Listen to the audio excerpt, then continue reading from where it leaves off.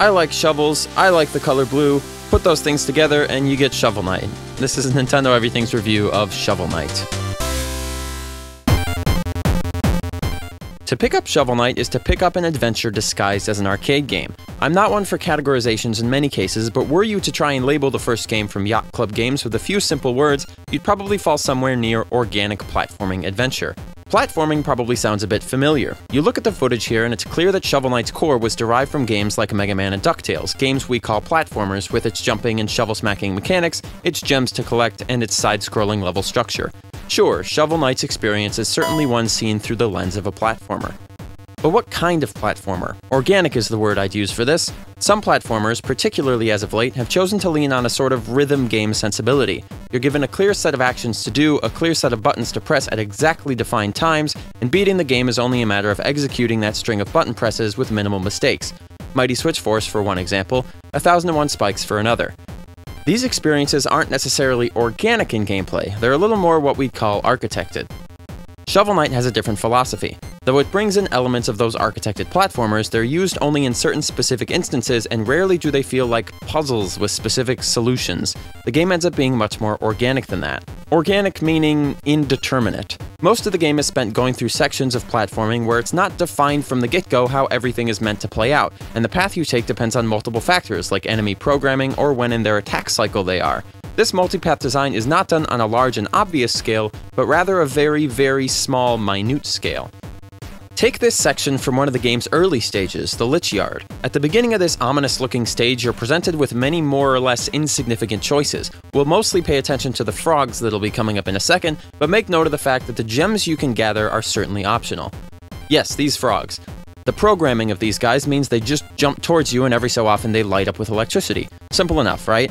But look at this scenario that has arisen. The game did not predetermine that I would be assaulted by two frogs from behind and get shocked by this frog from below. That situation arose organically as the result of my actions and the programming of the frogs.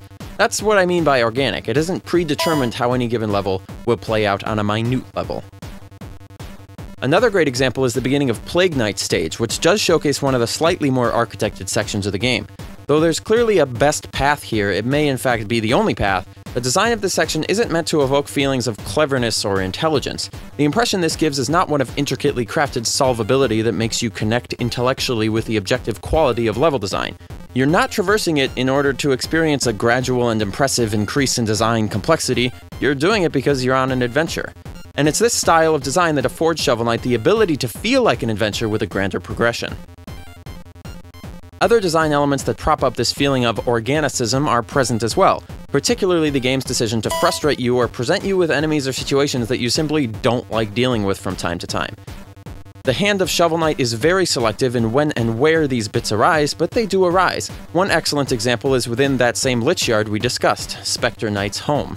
The game pulls out a classic 8-bit move, making everything go dark so you can't see where you're going. You can't see where enemies are, you can't see where you are. The only sight you have is every 5 or so seconds when a flash of lightning crosses the screen.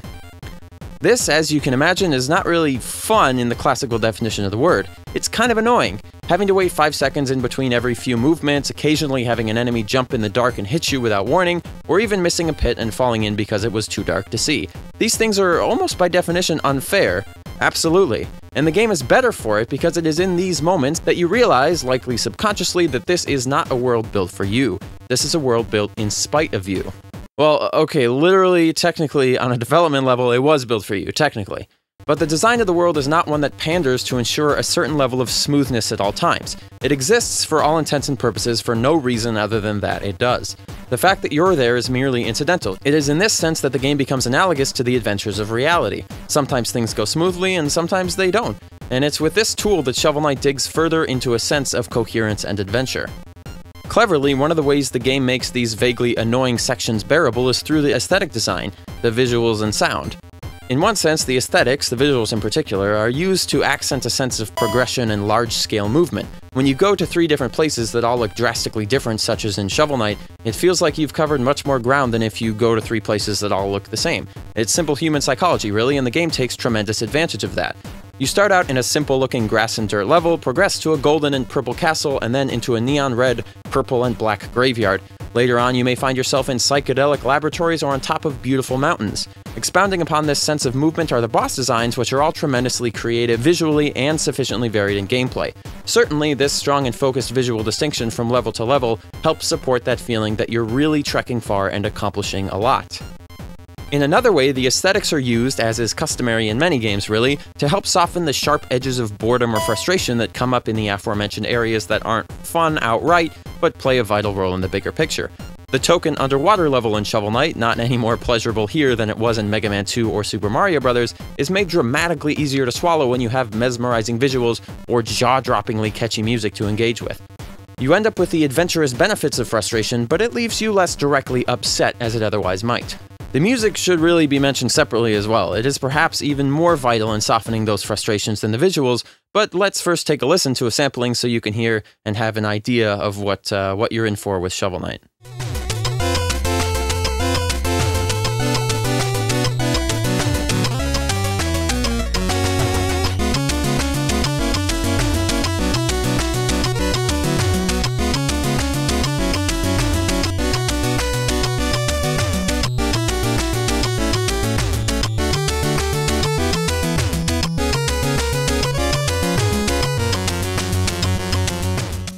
The strong melodies interplay with intricate support instruments in ways that remain catchy but interesting enough so as not to get too boring very quickly.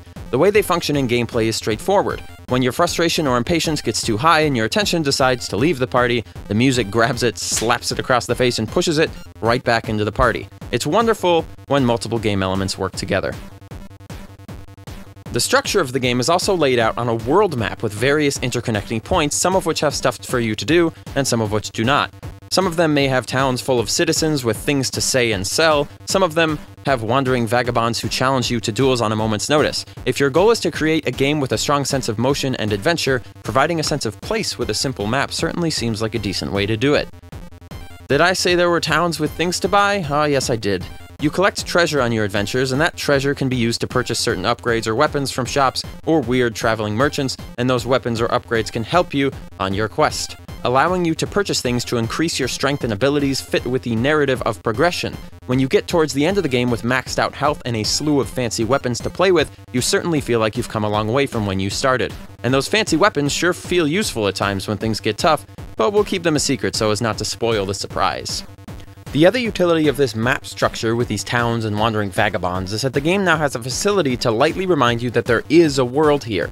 The various encounters you have on your travels that aren't related to boss knights will begin with brief conversations between Shovel Knight and his attackers or those in the towns. These conversations make passing reference to places in the world or events that have taken place, but the point is not for you to understand exactly what's being said all of the time. The point is that stuff is being said about the world. This is, again, a world created not for you to consume, but a world created in spite of the presence of you as a video game player. Narrative elements like this remain as light as they should given their relative simplicity, but the point is elsewhere. The game paints exactly the right amount of narrative coating over you to achieve the maximum benefit with the story that's been written. Had any more storytelling been thrust upon you, frustrations would arise from your desire to simply play the game. Had any less storytelling been present, a portion of the adventurous effectiveness of Shovel Knight would have disappeared.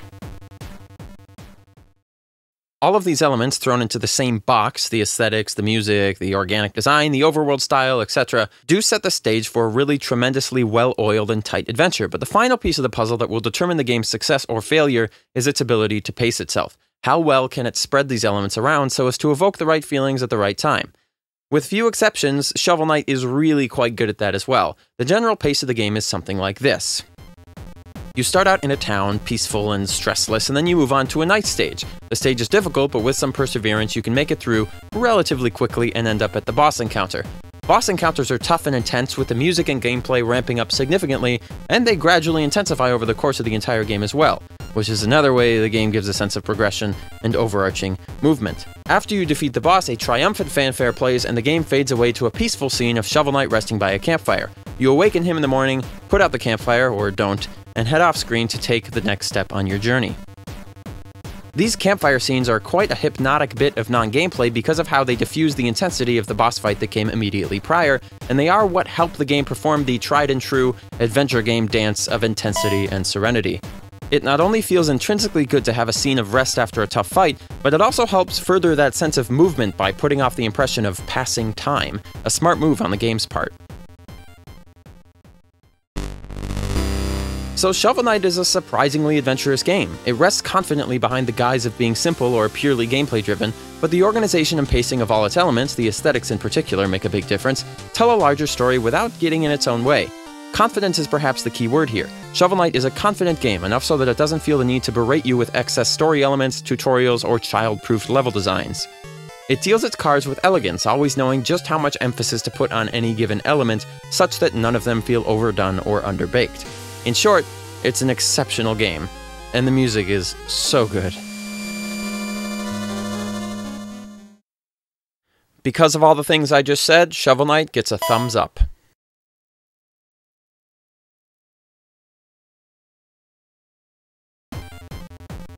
Fans of platformers, particularly the premier platformers of the NES era, should not waste another moment before picking up Shovel Knight. Strong aesthetics make the experience memorable, and tough gameplay means you're consistently engaged with it. But on the flip side, those with a distaste for dexterity-focused games may want to stay away, as Shovel Knight will certainly require a bit of quick thinking and nimble fingers to get all the way through. It's hardly the most difficult game out there right now, but it's no walk in the park either. Still, as long as you can at the very least deal with gameplay-driven experiences, it wouldn't be hard to recommend Shovel Knight. It's a nigh-flawless experience through and through. Thanks for watching our review of Shovel Knight. If you want more things like this, you can go to NintendoEverything.com. We've got news, we've got a podcast, we've got other things that you can enjoy.